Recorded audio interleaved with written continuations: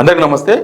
ఖమ్మం వరదలు, ఆ తర్వాత జరిగిన పరిణామాలు, జరుగుతున్న పాలిటిక్స్ ఇవన్నీ చూస్తుంటే సీఎం రేవంత్ రెడ్డి గారు చాలా నేర్చుకోవాల్సి ఉంది అనిపిస్తుంది నాకు యాజ్ ఏ జర్నలిస్ట్గా.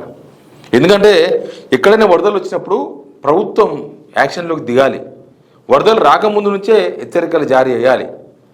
మీకు వాతావరణ శాఖ నుంచి ప్రజలకు వచ్చే అలర్ట్స్ లేకపోతే వాతావరణ శాఖ వెబ్సైట్లో అప్డేట్ చేసేది కాదు. ప్రభుత్వానికి ఇంటర్నల్ రిపోర్ట్స్ చాలా ఉంటాయి. మీకు ఖమ్మంలో 45 సెంటీమీటర్ల వర్షపాతం వస్తుందని రిపోర్ట్ ఉన్నప్పుడు మీరు ఆ రిపోర్ట్ని ఎందుకు బయట పెట్టలేదు? ఎందుకు ఖమ్మం జిల్లా ప్రజలను అలర్ట్ చేయలేదు? ఎందుకు మీరు ఆ 45 సెంటీమీటర్ల వర్షపాతం వస్తుందన్న రిపోర్ట్ను మీరు బయటికి చెప్పలేదు? కేవలం అందరూ ఇళ్లలో ఉండండి, అందరూ ఇల్లు వదిలి బయటికి రావద్దు, అత్యవసర పనులు తప్ప రావద్దు, ఇట్లాంటి హెచ్చరికలు కామన్. ఇవన్నీ కూడా కామన్. వాతావరణ శాఖ ఏదో రేడియోలో చెప్పినట్టు చెప్పకూడదు కదా. ప్రభుత్వం కొంత డీప్గా దాన్ని స్టడీ చేసి వాతావరణ శాఖ ఇచ్చే రిపోర్ట్ను చేయాలి. అట్లాంటప్పుడు ఎక్కడ వర్షాలు ఎక్కువ పడతాయి, ఎక్కడ ఎట్లాంటి జాగ్రత్తలు తీసుకోవాలనేది ప్రభుత్వానికి ఒక విధానం ఉండాలి. ఇక్కడ ఏం జరిగిందంటే రేవంత్ రెడ్డి గారు యాక్చువల్గా నేను చెప్తాను, వాన స్టార్ట్ అయింది శనివారం నాడు సాయంత్రం. ఆల్మోస్ట్ మొత్తం రాష్ట్ర వ్యాప్తంగా కూడా ఒకే రకమైన వాన పడ్డది. శనివారం సాయంత్రంకి వెళ్ళి స్టార్ట్ అయింది వాన. స్టార్ట్ అయిన తర్వాత శనివారం రోజు అంతా బిజీగా ఉన్నారు రేవంత్ రెడ్డి గారు, ఏ రివ్యూలు చేసినారు. తర్వాత ఆదివారం రోజు రేవంత్ రెడ్డి గారు ఎక్కడ కనబడలేదు. ఏ రివ్యూలు చేయలేదు. కేవలం ఇంటికే పరిమితం అయిపోయినారు. బహుశా ప్రభుత్వ ఉద్యోగులు ఇట్లా సండే అంటే సెలవు తీసుకుంటారు కదా, అట్లా రేవంత్ రెడ్డి గారు కూడా సెలవు తీసుకున్నారు. ఆయన సెలవు తీసుకొని ఇంట్లో ఉన్నారు. అక్కడి నుంచి రెండు ప్రెస్ నోట్స్ మీడియాకు వచ్చినాయి. ఒకటి ప్రధాని మాట్లాడింది, ఒకటి అమిత్ షా మాట్లాడింది.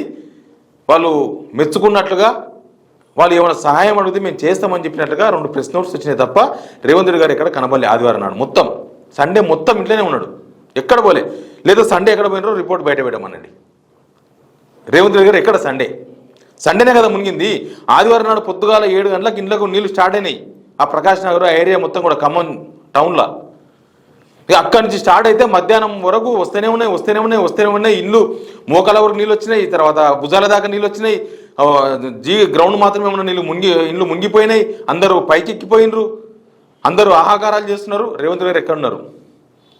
ఏమన్నారంటే ఆయన మాట్లాడుతూ ఒక మాట అన్నారు, నేను 3 రోజుల నుంచి నిద్రపోలే అని. కంటిన్యూ నిద్రపోలే 3 రోజులకి వెళ్ళని. ఎందుకు నిద్రపోలే అనేది తెలియదు. ఆయనకు పర్సనల్ ప్రాబ్లమ్స్ ఏమైనా ఉన్నాయా, ఇంకా వేరే ఏమైనా రంది ఉందా తెలియదు. ఎందుకంటే వాతావరణ శాఖ హెచ్చరికలు జారీ చేసింది శనివారం నాడే. 2 రోజులు భారీ వర్షాలు పడతాయని చెప్పిండ్రు, ఆదివారం సోమవారం. అందుకే సోమవారం గవర్నమెంట్ స్కూల్ కూడా హాలిడేస్ ఇచ్చేసిండ్రు, గవర్నమెంట్ అన్ని స్కూళ్ళకి. శనివారం నాడు సాయంత్రం స్టార్ట్ అయింది వర్షం. అప్పుడు మరి 3 రోజుల ముందు నుంచి ఎందుకు నిద్రపోలేదనేది తెలియదు. అది ఆయన పర్సనల్ విషయం ఏమో అని నేను అనుకుంటున్నా. జనాల కోసం కనుక ఒకవేళ 3 రోజులు నిద్రపోకపోతే ఇష్యూ ఇంత దూరం రాదు. ఎక్కడ ప్రభుత్వం ఒక్కరిని కూడా సేవ్ చేయలేదు. 9 మంది, ఒక కుటుంబానికి సంబంధించి 9 మంది ఇరుక్కపోతే కూడా ఒక జేసీబీ డ్రైవర్ పోతే ఒక్కరిని, వస్తే 10 మంది అని చెప్పి జేసీబీ వేసుకొని వరదలకు పోయి వాళ్ళందరినీ కాపాడింది తప్ప గవర్నమెంట్ ఏం చేయలేకపోయింది. గవర్నమెంట్ ఎవరిని పంపించలేకపోయింది. మంత్రులు ఎక్కడున్నారు? మంత్రులు పొంగులేటి శ్రీనివాసరెడ్డి గారు ఆదివారం నాడు సాయంత్రం 4:30-5 వరకు ఇక్కడే ఉన్నాడు హైదరాబాద్లో. తుమ్మల నాగేశ్వరరావు అడ్రస్సే లేడు. ఆయన హైదరాబాద్లో ఉండని చెప్తున్నారు కొంతమంది. ఎందుకంటే ఒకవేళ అడ్రస్ ఉంటే అక్కడ కనిపించేవాడు. వీళ్ళు పోకపోయినా కనీసం వీళ్ళ అనుచరులనో, వీళ్ళ ఎమ్మెల్యేలనో, వీళ్ళ ఎమ్మెల్సీలనో ఎవరినోరికి పంపించి కనీసం వాళ్ళకి ఇంత సాయం చేసే వాళ్ళు ఏమైనా విలువైన వస్తువులు ఉంటే, సర్టిఫికెట్లు ఉంటే తీసుకోండి, పోదాం, మీరు మునిగిపోయినరా, చలో బోటు తీసుకో. ఒక్క బోటన కనిపించిందా? ఖమ్మంలో అంతా మునిగిపోయింది. ఒక్క బోటు కనబడలే, ఒక రెస్క్యూ చేసే టీం కనబడలే, ఒక హెలికాప్టర్ కనబడలే, ఏమీ కనబడలే. ఎందుకు? ఎక్కడ నిద్రపోయిన వీళ్ళందరూ? మీ ఎమ్మెల్యేలంతా ఏమైనారు? 10 మంది ఎమ్మెల్యేలు కాంగ్రెస్ వాళ్ళే కదా. మరి వాళ్ళంతా ఎట్టున్నారు? డిప్యూటీ సీఎం బట్టి విక్రమార్క గారు మధురలో ఉన్నాడు. ఖమ్మానికి వస్తా అక్కడ ఫుల్ వరదలు ఉన్నాయి, జనమంతా రివర్స్ అవుతున్నారు ప్రభుత్వం మీద. వాళ్ళంతా తీవ్ర అసంతృప్తి వ్యక్తం చేస్తున్నారని రిపోర్ట్ ఇవ్వగానే పోలీసులు పిచ్చేయమూడు మళ్ళీ మధురకి వెళ్ళిపోయింది, ఆడికి వస్తే పని అవుతుందని. ఇంకా మీ ఎమ్మెల్సీలు, ఈ గ్రాడ్యుయేట్ కూడా ఎమ్మెల్సీ అయిన వాళ్ళు, లేకపోతే మిగతా ఎమ్మెల్సీలు, మిగతా ప్రజాప్రతినిధులు, మీ అంతా ఎటుపోయినారు అసలు? ఇక్కడ బీఆర్ఎస్ కాదు, మిమ్మల్ని టార్గెట్ చేసింది బీఆర్ఎస్ఓ, బీజేపీయో, నాలాంటి జర్నలిస్టులో, వేరే జర్నలిస్టులో, లేకపోతే సోషల్ మీడియానో కాదు. జనం మాట్లాడినారు. 3 మంత్రులు ఉండి ఏం లాభం మాకని. చూడండి వీడియోలు. ఈయన వీడియో తర్వాత వినిపిస్తా. ఎందుకంటే ఎక్కడ పోయినప్పుడు ఏం మాట్లాడాలనేది తెలవాలి.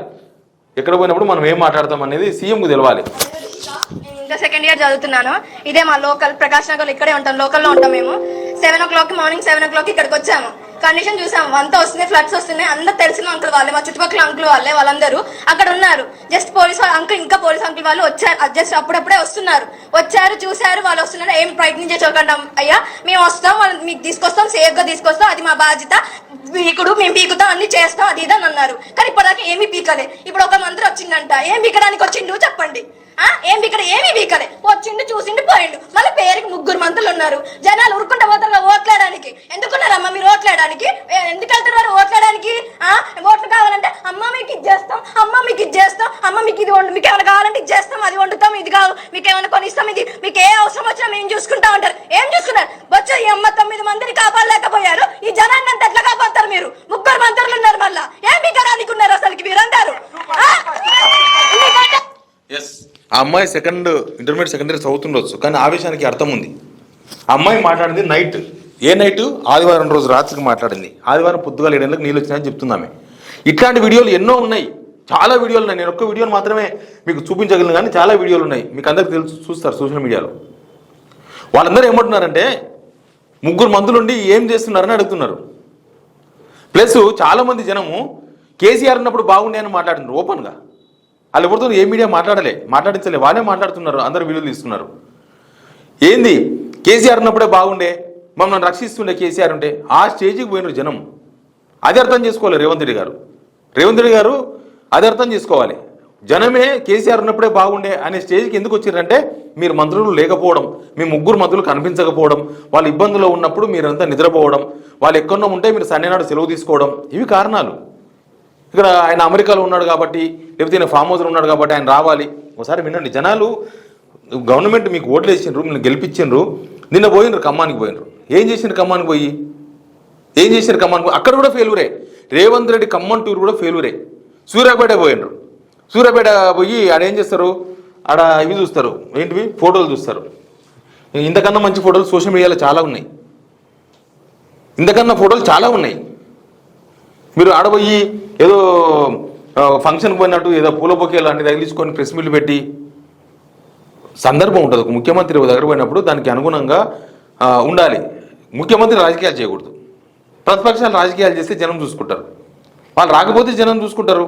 వాళ్ళు కాదు, వాళ్ళు పోయి ఇప్పుడు ఎవరు హరీష్ రావు, కేటీఆర్, ఇంకెవరు పోయి అదంతా చూసి గవర్నమెంట్ రిపోర్ట్ ఇస్తే అప్పుడు సాయం చేస్తారండి వీళ్ళు.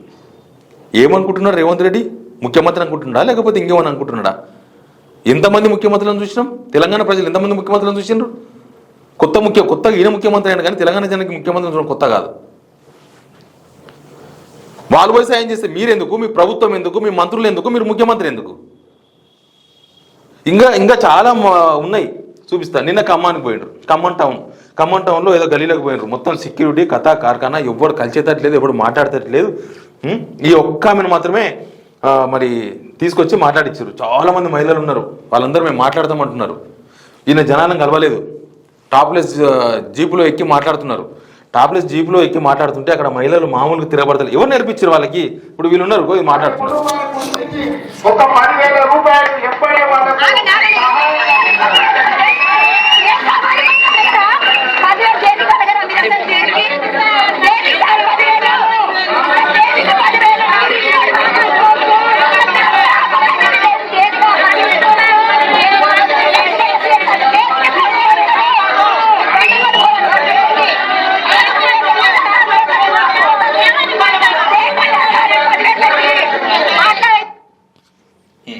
ఇప్పుడు ఆమె ఏమంటారు? బీఆర్ఎస్ అంటారా, బీజేపీ అంటారా? అట్లాంటి మహిళలు చాలా మంది ఉన్నారు. వీడియోలు అనేది తీయలేము, అన్ని తీయలేము, అని చూపించలేము. కానీ ఖమ్మంలో ఉన్న ప్రతి ఒక్కరు ఇట్టే మాట్లాడుతున్నారు. వాళ్ళందరినీ బీఆర్ఎస్ కంటగట్టేస్తారా? వాళ్ళంతా బీఆర్ఎస్ కాబట్టి అట్లా చేస్తున్నారు. గవర్నమెంట్ చాలా బాగా చేసింది. ఇప్పటికి కూడా ఎవరికి పాల ప్యాకెట్ కూడా ఇవ్వలే గవర్నమెంట్. ఇప్పటికి కూడా ఈ క్షణం రేవంత్ రెడ్డి గారు పోయి దాదాపు 12 గంటలు దాటిపోయింది. 12 గంటలు 16-18 గంటలు అయింది ఖమ్మానికి పోయి చూసి వచ్చి. ఖమ్మంలో మునిగిపోయిన వాళ్ళకి ఇప్పటిదాకా నీళ్ళ ప్యాకెట్ ఇవ్వలే, పాల ప్యాకెట్ ఇవ్వలే, అన్నం పెట్టలే, టిఫిన్ పెట్టలే. ప్రభుత్వం ఏమీ చేయలే. మీ మంత్రులు ఏం చేయలే, మీ ఎమ్మెల్యే ఏం చేయలే. కొంతమంది ఎన్జిఓస్ సాయం చేస్తున్నారు, ఇండివిజువల్స్ సాయం చేస్తున్నారు. మాజీ మంత్రి పువ్వాడ అజయ్ కుమార్ ఫీల్డ్లో ఉన్నాడు, ఆయన తిరుగుతున్నాడు. ఇంకెవరో వద్దిరాజు రవిచందర్ తిరుగుతున్నారు, రాజ్యసభ మెంబర్. అసలు మీ వాళ్ళు ఎటుపోయినరు? ఎటు ఉన్నారు? మీరంతా ఎటుపోయింది? మీ వ్యవస్థ అంతా ఎటుపోయింది? మీరు వ్యవస్థను మేనేజ్ చేయలేకపోతున్నారా? వ్యవస్థలను చూసుకోలేకపోతున్నారా? ఏమవుతుంది అసలు? మీరు మాట్లాడినరు. నిన్న చూసిన తర్వాత చూడండి, ఇక్కడ ఫోటో, ఇక్కడ ఒక ఫోటో, ఇక్కడ ఒక అమ్మాయితో ఒక మాట్లాడిండ్రు. హెలికాప్టర్ రాదా అంటే గిరిజనులు కానీ, ముస్లింస్ కానీ, ఎస్సీ వాళ్ళు కానీ, ఎస్టీ వాళ్ళు కానీ, బీసీ వాళ్ళు వీళ్ళు ఓటర్ల మనుషులు కాదా అని అడుగుతున్నారు. హెలికాప్టర్ రావా జనాల కోసము? ముఖ్యమంత్రి బిడ్డలో, ముఖ్యమంత్రి చుట్టాలో, మంత్రుల బిడ్డలో ఉంటే ఇట్లే ఊకుంటారా? హెలికాప్టర్లు రావా అని అడుగుతున్నారు జనం. ఖమ్మం జనం వాళ్ళు. ప్రజా చైతన్యం అంటారు కదా, అది ఖమ్మంలో బాగుంటుంది. ఏ ఉద్యమాలు పుట్టినా ఖమ్మం నుంచి పుడుతుంటాయి, గుర్తుపెట్టుకోండి. మీరు ఆడబోయి ఏదో నల్గొండలో ఒక ప్రెస్ మీట్ పెట్టేసి ప్రతిపక్షం మీద నూకేస్తే మీరు అధికారంలో ఉన్న సంగతి మీరు ఒక పని చేయండి. మెడలో ఒక బిల్ల కట్టుకోండి. నేనే ముఖ్యమంత్రిని, నేనే సీఎం నన్ను మర్చిపోతున్నారు అప్పుడప్పుడు రేవంత్ రెడ్డి గారు. నేనే సీఎం నన్ను ఒక బిల్ల పెట్టుకొని అప్పుడప్పుడు చూసుకుంటుండండి. నేనే సీఎం కాదు. కేసీఆర్ కాదు సీఎం, కేటీఆర్ కాదు సీఎం, హరీష్ రావు కాదు సీఎం. వీళ్ళెవ్వరు సీఎంలు కాదు. ఇప్పుడు మీరే సీఎం, గుర్తుపెట్టుకోండి. ఓ బిల్ల, ఇత్తడి బిల్ల చేయించుకోండి. ఇత్తడి బిల్ల చేయించుకొని నేనే ముఖ్యమంత్రి అని 5 నిమిషాలకు ఒకసారి చూసుకొని గుర్తు చేసుకోండి. ఎందుకంటే మీ మాటలు వింటే చాలా జనాలు ఆగ్రహంతో, ఆవేశంతో, కడుపు నొప్పితో, ఆకలితో ఎట్లున్నారో మీరు మాట్లాడిన మాటలు వాళ్ళు ఇంకా బగబగ మండుతారు. ప్రధాన ప్రతిపక్ష నాయకుడు ప్రభుత్వానికంటే ముందు ప్రజల దగ్గరికి వెళ్ళాలి. ప్రభుత్వానికన్నా ముందు ఉండాలనరా. వీళ్ళేం చేస్తారు? ఆదివారం నాడు ప్రభుత్వ ఉద్యోగిగా సెలవు తీసుకొని ఫ్యామిలీతో ఎంజాయ్ చేస్తాడా? మంత్రులంతా హైదరాబాద్లో ఉండి ఎంజాయ్ చేస్తారా? జనమంతా ఆడ కుట్టుమిట్టాడుతుంటే చచ్చిపోతే మహాప్రభు అంటుంటే ఏం మాట్లాడుతున్నారు? ప్రజా సమస్యలు ప్రభుత్వానికి నివేదించాలి. ప్రజల యొక్క విజ్ఞప్తులు తీసుకొని ప్రధాన ప్రతిపక్షంగా చంద్రశేఖరరావు గారు ఆ సమస్యల్ని ప్రభుత్వం దృష్టికి తీసుకొచ్చి అవసరమైతే ప్రభుత్వాన్ని నిలదీసినా పర్వాలేదు ప్రజా సమస్యల పరిష్కారంలో భాగంగా. అంతేగా నేను మాత్రం పనిచేయడు. ఎట్లుందంటే ఊళ్ళో గెలిచిన సర్పంచ్ ఇంట్లో అనుకుంటాడు, ఓడిపోయిన సర్పంచ్ ఇల్లు తిరిగి అమ్మ మునిగిపోయిందా, అమ్మ ఏమైంది అని అడిగి బతిమలాడి సమస్యలు తీసుకొచ్చి సర్పంచ్కి ఇస్తే సర్పంచ్ నిద్రలేసి ముఖం కడుక్కొని అయ్యో ఇవన్నీ అయినాయి మా ఊర్లో ఇవన్నీ కొట్టుకుపోయినాయా అని అప్పుడు నిద్రలేసి అప్పుడు ఈయన సర్పంచ్ మంత్రికి చెప్తే, మంత్రి సీఎం చెప్తే అప్పుడు వస్తుంది అనమాట. ఇంకా సర్పంచ్ ఎందుకు? గెలిపించేది ఎందుకు? ఓడిపించేది ఎందుకు? ఓ పని చేయండి, మీరు ముఖ్యమంత్రి దిగిపోయి మీరు ఆ పని చేయండి.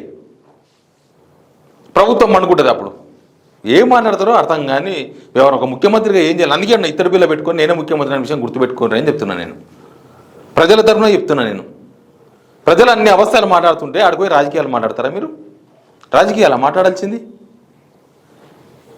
మీరు ఒక్క హెలికాప్టర్ని తెప్పించలేకపోయారు. ఒక్క హెలికాప్టర్ను. ఆడ ఏపీలో ఏం జరుగుతుందో తెలుసా? విజయవాడ మునిగిపోతే చంద్రబాబు నాయుడు రాత్రి అంతా నిద్రపోకుండా ఆయనే పనిచేసిండు. 6 రెస్క్యూ హెలికాప్టర్లు తెప్పించినట, 150 రెస్క్యూ బోట్స్ తెప్పించినట.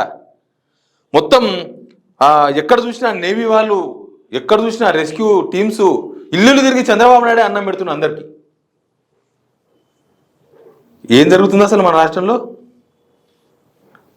ప్రతిపక్షాల మీద ఏడుపు బంద్ చేసి జనాల ఏడుపును పట్టించుకుంటే రేవంత్ రెడ్డి గారు మీలో మార్పు మొదలైనట్టుగా భావించాల్సి వస్తుంది. లేకపోతే మీరు మారలే. మీరు ముఖ్యమంత్రి అనే విషయాన్ని మర్చిపోతున్నారు. మీరు ఇంకా ప్రతిపక్షంలో ఉన్నట్టుగా అనుకుంటున్నారు.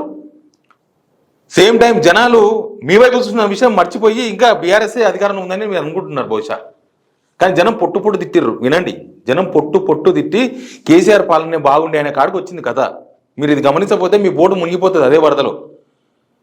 మున్నేరు వాగు కాకపోతే అన్నేరు వాగు వస్తుంది. ఆ వాగులో మీరు మునిగిపోతారు, మీ బోటు మునిగిపోతుంది. మీరు కనుక ఇవన్నీ గుర్తించకపోతే ప్రతి ఇష్యూను ప్రతిపక్షమే బాధ్యత వహించాలి అని అనుకున్నప్పుడు మీ ప్రభుత్వం ఉండదు. Please subscribe signal TV.